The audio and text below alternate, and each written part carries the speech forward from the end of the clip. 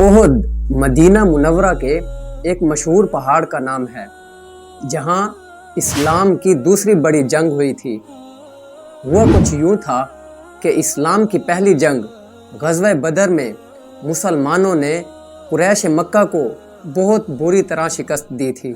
इसके बाद कुरैश मक्का को अंदाज़ा हो गया कि अब मुसलमान एक मामूली कुव्वत नहीं रहे। ग़ज़वा बदर की शिकस्त के बाद मुशरिकीन मक्का इंतकाम की आग में भड़क रहे थे। अबू सुफियान की बीवी हिंदा ने अपने घर में जंगी अशार की महफिलें शुरू की ताकि सिपाहियों को जंग के लिए उभारा जाए। ग़ज़वा बदर में अबू जहल मारा गया था, जिसके बाद कुरैश की क़यादत अबू सुफियान ने संभाली।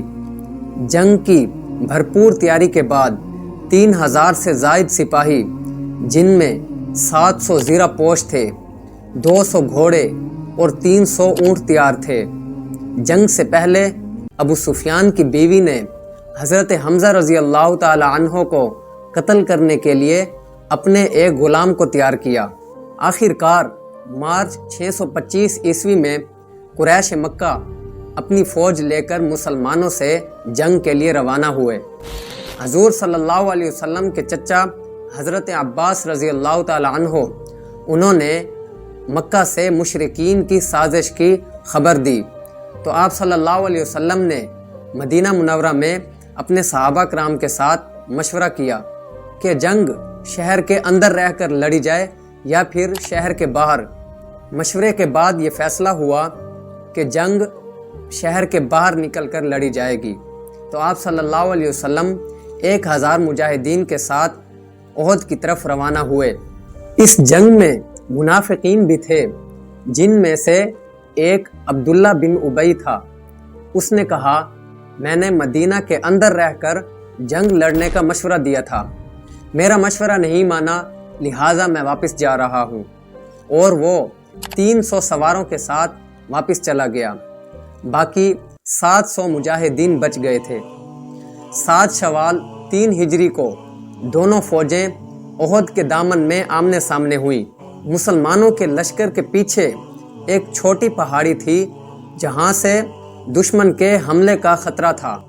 तो आप सल्लल्लाहु अलैहि वसल्लम ने हज़रत अब्दुल्ला बिन जुबैर रज़ी अल्लाह ताला अन्हो की क़यादत में 50 तीरंदाज़ों को उस रास्ते पर मुकर्रर किया और फरमाया कि अगर तुम देखो कि मुसलमानों को फतह हो गई है तो भी इस रास्ते को नहीं छोड़ना, और अगर तुम देखो कि मुसलमानों को शिकस्त हो रही है तो भी इस रास्ते को नहीं छोड़ना।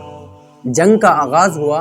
मुसलमानों ने मुशरिकीन के कई अफराद को कत्ल किया, यहाँ तक कि वो मुशरिकीन मैदान जंग छोड़कर फरार होने लगे। तो वो तीरंदाज जो पीछे के रास्ते पर मुकर्रर थे, उन्होंने समझा कि अब मुसलमान जंग जीत चुके हैं। तो उन्होंने अपने अमीर से कहा, अब हम चलते हैं और अपने ज़ख्मी भाइयों की मदद करते हैं और माल गनीमत जमा करके हजूर सल्लल्लाहु अलैहि वसल्लम के कदमों में रखते हैं। हज़रत अब्दुल्ला बिन जुबैर रज़ी अल्लाह ताला अन्हो ने कहा कि हजूर सल्लल्लाहु अलैहि वसल्लम ने फरमाया था कि तुमने इस जगह को खाली नहीं छोड़ना। तो बाकियों ने कहा कि हजूर सल्लल्लाहु अलैहि वसल्लम की बात सिर्फ जंग तक थी, अब तो जंग ख़त्म हो चुकी है, दुश्मन मैदान छोड़कर भाग गया है। तो उनमें से 40 सहाबा ने अपने भाइयों की मदद के लिए उस जगह को छोड़ दिया।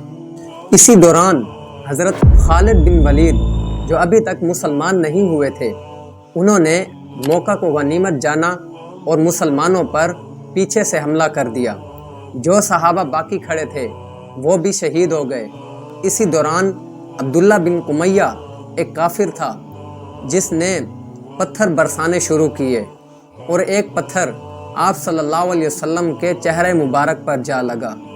आप सल्लल्लाहु अलैहि वसल्लम का दांत मुबारक शहीद हो गया और आप पीछे की तरफ गिरे और बेहोश हो गए, और ये अफवाह फैल गई कि आप सल्लल्लाहु अलैहि वसल्लम शहीद हो गए हैं। ये खबर सुनते ही सहाबा की हिम्मत टूट गई। कुछ सहाबा ने मैदान जंग छोड़ दिया और कुछ ने यह सोचा कि हजूर सल्लल्लाहु अलैहि वसल्लम के बाद ज़िंदगी बेफ़ायदा है, और कुछ ने मैदान जंग में रहकर آپ صلی اللہ علیہ وسلم کا دفاع کیا۔ کچھ وقفے کے بعد مسلمان واپس میدان میں آنا شروع ہو گئے۔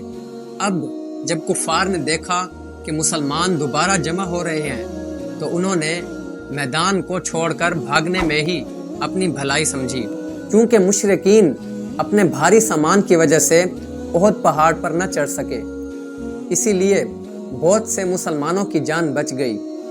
اور اسی جنگ میں حضور صلی اللہ علیہ وسلم کے چچا حضرت حمزہ رضی اللہ تعالی عنہ کو بھی اسی غلام نے شہید کیا جس کو ابو سفیان کی بیوی ہندہ نے بھیجا تھا۔ تو آپ صلی اللہ علیہ وسلم کو اپنے چچا کی شہادت پر شدید رنج ہوا۔ بعض لوگ اس جنگ کو مسلمانوں کی شکست سمجھتے ہیں، لیکن ایسا نہیں ہے۔ اس جنگ میں مسلمانوں کو نقصان ضرور ہوا ہے لیکن شکست نہیں ہوئی۔ وہ اس لیے کیونکہ کفار میدان چھوڑ کر بھاگے تھے، مسلمان تو ابھی جنگ کے میدان میں موجود تھے۔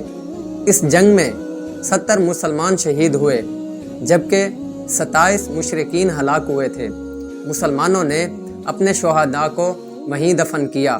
اس نقصان سے مسلمانوں کو بہت سے قیمتی سبق حاصل ہوئے جو اگلی جنگوں میں مددگار ثابت ہوئے۔ جزاک اللہ۔